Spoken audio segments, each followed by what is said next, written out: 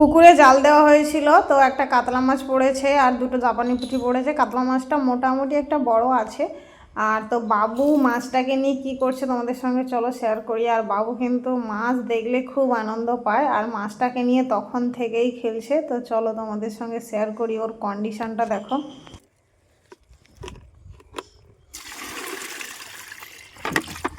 মাছি ধরলিস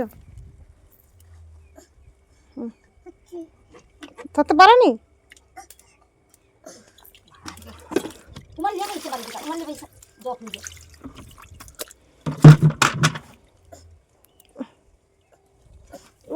কত পারিয়া যাচ্ছে।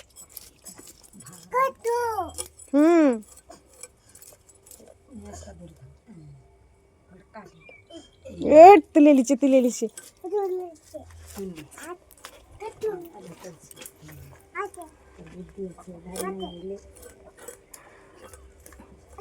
এই মাছটা কে খাবে না তুমি?